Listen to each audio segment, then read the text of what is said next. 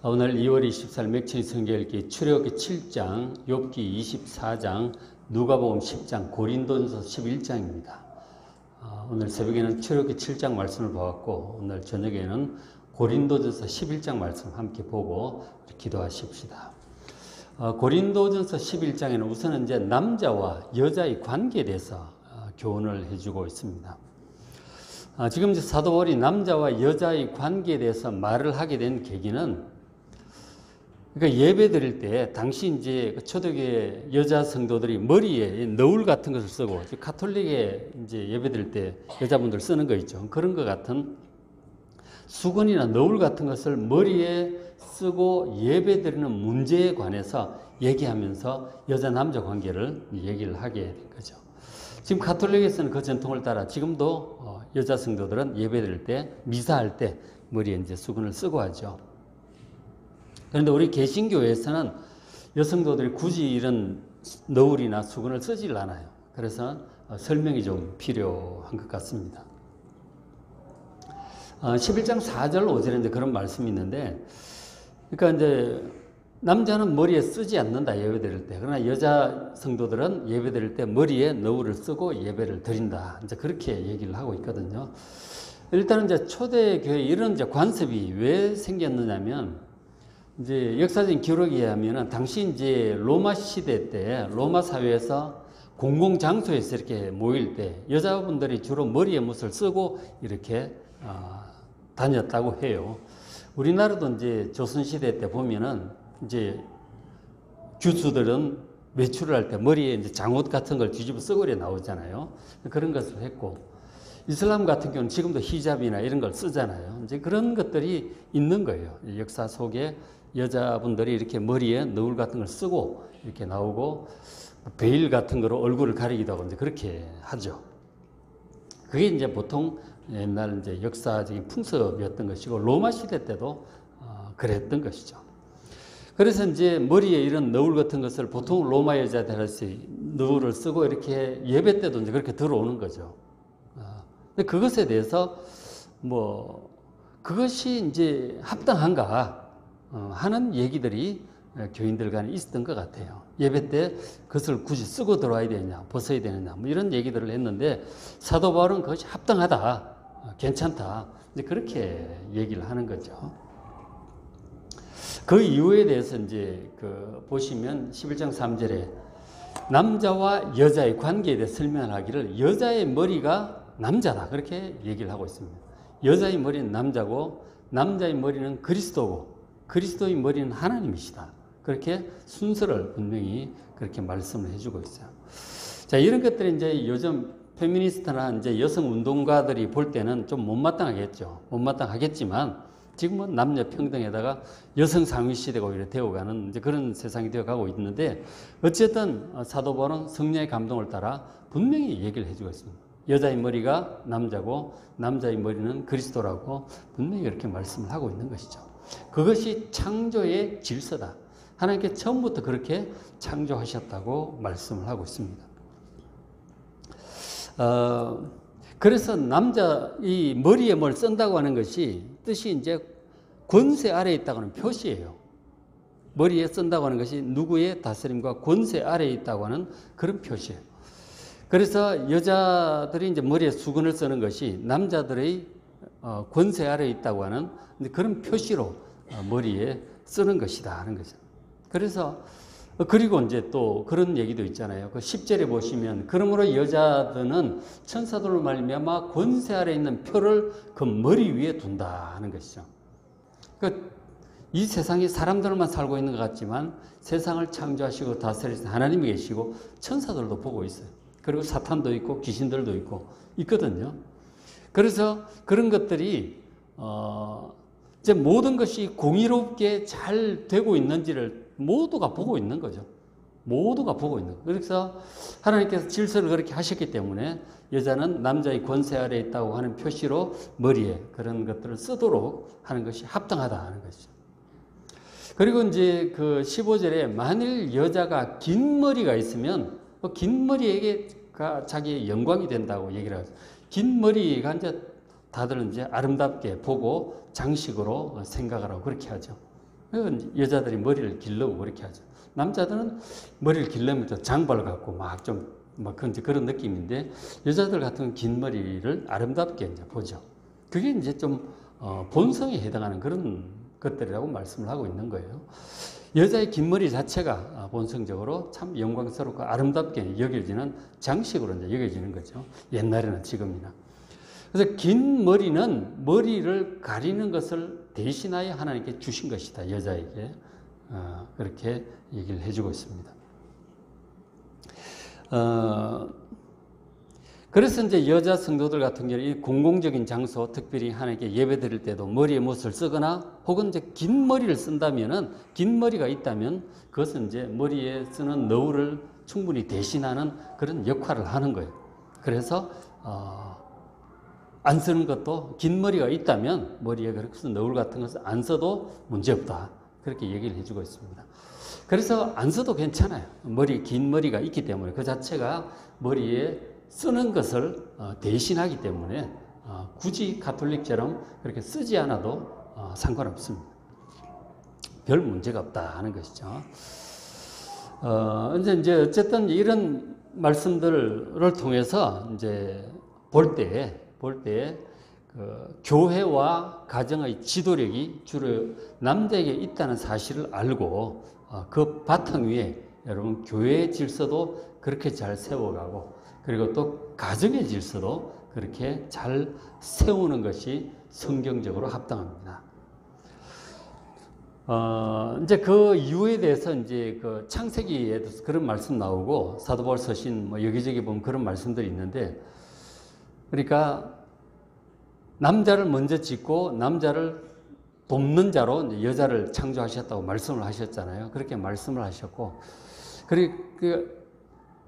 지금은 이제 여자가 남자도 낳고 여자도 낳고 다 낳잖아요. 근데 원래 남자에게서 여자를 하나님께서 이렇게 갈빗대로 창조를 하셨다고 말씀을 하잖아요. 그러니까 남자에게서 여자가 나왔다. 그렇게 말씀을 하죠. 히브리어로 남자가 이쉬. 그 여자는 이샤, 이렇게 이샤. 아가 하나 더 붙은 거죠. 그렇게 해서 이샤라고 그렇게 표현을 하고 있는데, man에다가 영어는 woman 이렇게 이제 붙이잖아요. 이렇게 되어 있습니다. 그러니까 남자에게서 여자가 나왔다. 이렇게 말씀을 하고 있고, 그런가 하면 동시에 지금은 남자고 여자고 전부 여자가 낳는 거죠. 남자도 여자에게서 나오는 거죠. 그래서 서로 상호 간에 서로 보완적이고 협력하고 사랑함으로 협력하고 함께 해 나가도록 그렇게 이제 지으신 것이죠. 그러니까 남자와 여자의 관계가 그렇다 하는 것이죠. 그러니까 남자와 여자는 서로 없으면 안 되는 서로에게 꼭 필요한 그런 존재인 것이죠. 이제 그런 기본 바탕이 지금 여자와 남자의 관계를 말씀을 해주고 있는 것이죠. 근데 지금 이제 그 페미니즘 운동이나 여성 운동가들 보면은 특히 이제 뭐 동성애 이쪽도 마찬가지고 여자 남자 구별을 아예 없애려고 이제 그렇게 하는 경향이 있는 거죠. 그러니까 여성 남성 그런 단어도 쓰지 말자 이게. 제1의 성, 제2의 성 이렇게 하든지 제3의 성 뭐 그런 식으로 이제 아예 구분 자체를 없애버리려고 하는 그냥 동성애 운동가들 성평등, 뭐 양성평등도 아니고 그냥 성평등이 아주 이상하게 이제 그렇게 가고 있는데 이런 것들이 이제 분명히 창조 질서에 어긋나는 것이죠. 하나님을 믿지 않으니까 하나님 말씀도 뭐 신경도 안 쓰는 거죠. 그러니까 뭐 사람들끼리 합의하면 뭐든지 되는 걸로 그렇게 생각합니다. 그래서 막 가정 형태도 이상하게 이제 막 그런 가정 형태들이 막 나오고 이제 그렇게 되는 것이죠. 근데 참 하나님을 섬기지 않으니까 뭐 진짜 막 가는 거죠. 막 생각하고 싶은 대로 가는 것입니다. 창조 질서가 다 어그러지는 이런 안타까운 상황이 전개되고 있는 거예요. 그런 바탕에서 이제 동성애도 나오고 뭐 하여간 별 희한한 이제 형태들이 이제 나오는 것입니다. 그래서 우리가 하나님께 세우신 남자와 여자의 이 질서 관계가 어떤 것인지 우리가 분명히 성경적으로 알고 그에 합당하게 교회 질서와 가정의 질서를 세우면 그것이 하나님의 축복 가운데 행복하고 안정되게 살게 될 줄로 믿습니다. 그래서 이제 남자와 여자의 관계를 이렇게 말씀을 해주고 있고, 자, 그 다음 이제 고린도전서 11장에 성찬식 문제를 중심으로 해서 교회 모임에 대해서 얘기를 하고 있어요. 교인들의 모임, 얘기를 하고 있어요. 근데 이제 그 교회 모임이라고 하는 게 필요하잖아요. 그죠? 성도들은 기본적으로 모이기에 힘써야 합니다. 신앙생활이라고 하는 것은 함께 해야 돼요. 혼자 할 수 있는 게 아니에요. 장작개비를 불이 붙어 있어도 이게 혼자 따로 떨어져 있으면 이게 얼마 못 가 꺼진다는 거예요. 같이 모아놓으면 불이 이제 활활 잘 타는 것이죠. 신앙생활도 함께 있어야 믿음이 자라죠. 혼자서 있으면 혼자 기도하고 혼자 찬송보고 혼자 이러다 보면은 점점 이제 신앙이 식어가는 거죠. 서로서로 함께 격려하고 권면하고 서로서로 함께 기도해주고 함께 사역하고 함께 해야 믿음이 자라는 거예요. 혼자서 그냥 무교회주의자들 그렇게 하잖아. 교회가 뭐 다 부패하고 뭐 목사도 부패하고 교회도 뭐 제도가 아주 너무 경직되어 있고 하나님과 직접 만나는 게 중요하지 무슨 교회가 필요하냐. 그게 무교회주의자입니다. 그런 무교회주의자는 성경적으로 합당치 않아요. 신앙생활은 공동체를 이루어서 함께 하게 되어 있는 거예요. 출애굽을 해서 가나안 땅을 들어가는데 광야를 통과해야 되잖아요. 쉽지 않거든요. 혼자 갈 수 있는 길이 아니에요. 격려하고 같이 가야 되는 거예요. 전도서에 그런 말씀이 있잖아요. 한 사람이 쓰러졌는데 세워줄 자가 없는 게 그게 저주다. 세 겹줄은 쉽게 끊어지지 않는다. 함께 하는 것이 얼마나 중요한지 그런 말씀을 해주고 있죠. 함께 가야 되는 거예요. 그래서 신앙생활에 있어서 모임은 굉장히 중요합니다. 모이게 힘써야 되는 거죠. 예배를 위해서 모이고 신앙적인 그 어떤 교제를 위해서 모이고 사역을 위해서 모이고 그렇게 함께 모여야 되는 것이죠. 그런데 어떤 모임들은 11장 17절에 이는 너희의 모임이 유익이 못되고 도리어 해로움이라. 성도들의 모임이 신앙적으로 유익하는 게 원칙이고 그렇게 되는 거예요. 성경적으로 할 때 그런 거죠. 근데 어떤 모임은 오히려 해로울 수도 있다는 거예요. 모이게 힘써야 되는데 성경적으로 하지 않고 인간적으로 이렇게 하게 되면 그 모임에 해가 될 수도 있는 거예요. 해가 될 수 있습니다. 그러니까 모임을 잘 해야 되는 거죠. 어떻게? 성경적으로 하나님 말씀에 합당하게 잘 해야 되는 거예요. 인간적으로 얼마든지 인간적으로 우리가 모일 수 있죠. 같이 먹으러 돌아다니고 같이 쇼핑 다니고 같이 놀러 다니고 얼마든지 나름 재밌게 할 수 있죠. 그러다 보면 같이 술 마시러 가고 이렇게 되는 거 아니에요? 이렇게 되면 안 되는 거죠. 모임이 특히 교회 모임은 거룩한 모임이 되어야 되는 거예요. 성경적으로 신앙적으로 그런 모임이 되어야 되는 것이죠. 그런데 이제 고린도 교회 모임이 그렇질 못했다는 거죠. 변질이 되어가고 있다는 거죠. 특별히 이제 성만찬 같은 경우 얼마나 거룩하고 중요한 모임입니까? 주의 살과 피를 받고 우리의 믿음을 새롭게 하는 정말 중요한 거예요. 그런데 이 성찬식이 참 뜻을 제대로 알지 못하고 아주 인간적으로 변질이 되어 갔던 거예요. 고린도 교회에서. 그래서 이제 보면 원래 이제 성찬식은 주님의 살과 피를 주님의 죽음을 기념하고 우리의 생명의 양식, 생명의 음료인 주님의 살과 피를 받는 아주 경건하고 엄숙하고 은혜로운 경건한 그런 예식입니다. 그런 예식인데 어떤 교회들은 성찬식을 그저 성도들이 모여서 함께 빵 먹고 포도주도 마시고 음식들 같이 먹는 회식 정도로 오해한 사람들이 점점 늘어간 거죠. 사도 바울이 떠난 후에 막 들어와서 신앙교육도 제대로 못 받고 보니까 포도주 빵 하는 거 보니까 음식 나눠 먹는 건가 보다 이러면서 음식들 막 갖고 와. 신앙교육을 제대로 못 받은 사람들 요리도 갖고 오고 뭐도 갖고 막 갖고 와서 모여서 그냥 그냥 회식처럼 생각을 하는 거예요. 성찬식을 오해를 한 거 잘 모르는 거죠. 변질이 되어가는 것입니다. 그러니까 이거는 진짜 주의 몸을 분별하지 못하고 먹고 마시는 거예요.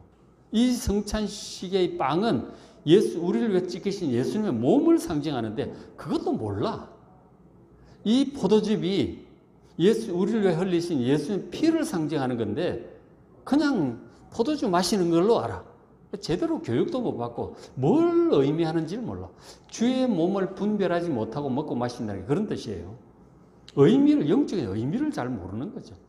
회식인 줄 알아. 그러니까 포도주만 먹냐, 좀 다른 것도 먹자. 이러고 이것도 갖고 저것도 갖고 과일도 갖고 오고. 이게 뭔 성찬식이야. 이렇게 변질이 되었단 말이에요. 제대로인지 경건하게 잘 못하니까 시간이 흐르면서 점점 그래 된 거죠.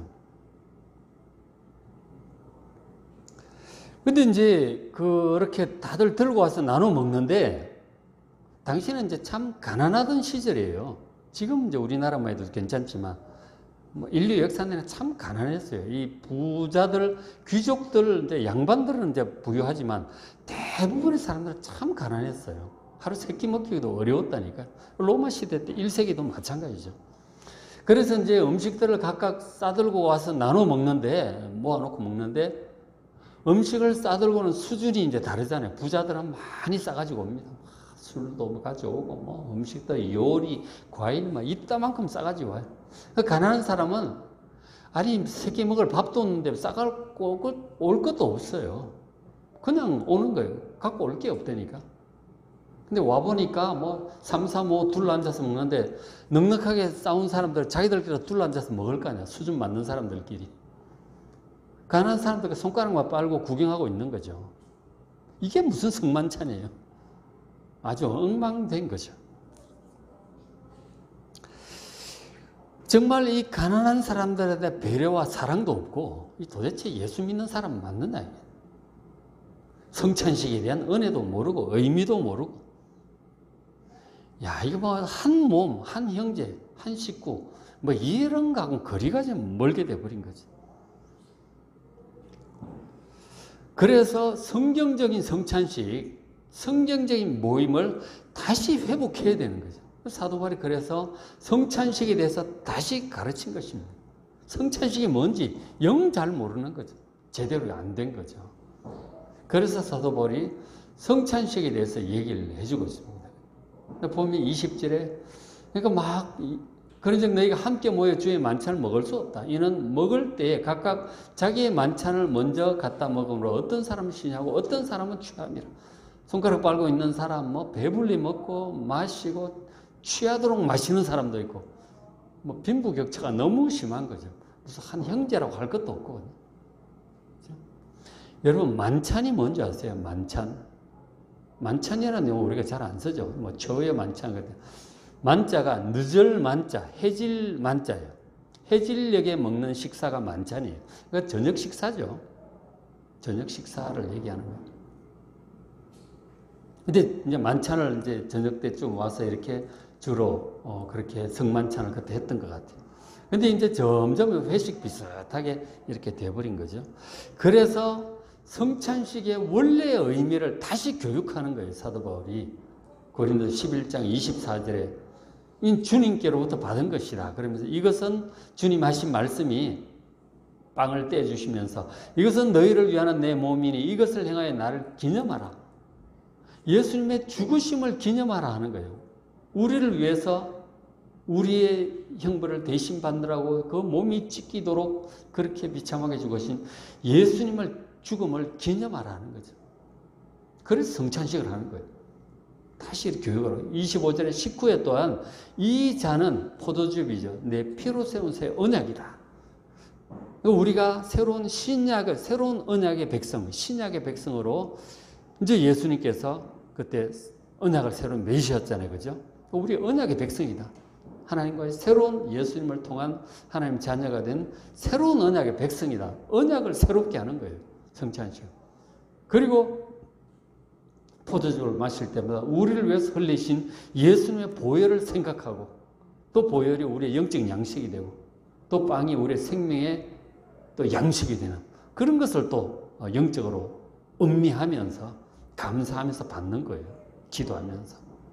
그리고 26절에 너희가 이 떡을 먹으며 이 잔을 마실 때마다 분전할 때 주의 죽으심을, 예수님의 죽으심을 전하는데 언제까지?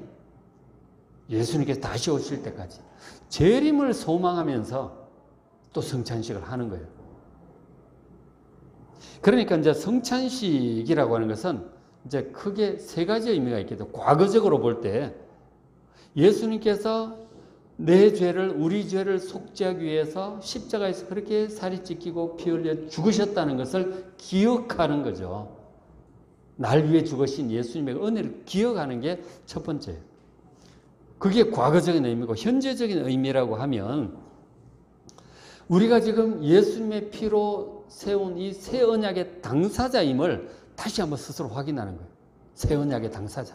하나님과 언약을 맺은 이스라엘 백성들의 옛 언약은 시내산에서 그렇게 맺었잖아요. 우리의 새 언약은 예수님의 성만찬 십자가에 죽으시기 전날 밤에 맺어진 거예요. 그게 우리의 언약인 그때 맺어진 것입니다. 하나님의 자녀가 되고 죄를 용서받고 하나님 자녀가 되는 예수님의 속죄. 언약의 당사자임을 또 확인하고 또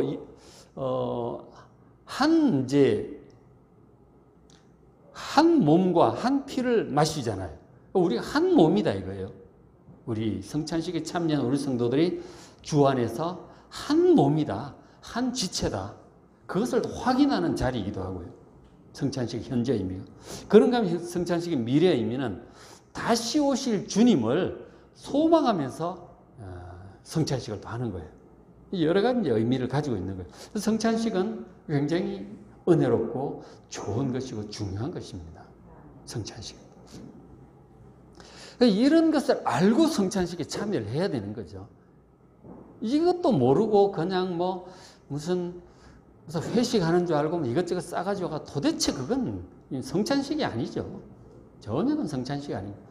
우리는 교회 모임들이 정말 예배도 우리가 정말 하나님을 공식적으로 만나는 자리잖아요. 그러니까 감사와 찬양을 드리고 하나님의 말씀을 듣고 회개도 하고, 그죠? 감사 예물도 드리고 찬양도 올려드리고 이런 것들이 예배 가운데 이루어져요. 그리고 마지막에 하나님 축복도 받고 이게 예배라고요. 예배의 의미를 알고 해야지. 무슨 강의 들으러 온 것처럼, 어디 쇼 보러 온 것처럼, 콘서트 보러 온 것처럼 이렇게 되면 이건 이상하게 되는 거예요. 예배라고 하는 그 성경적인 의미로부터 자꾸 멀어지면 안 되는 거죠.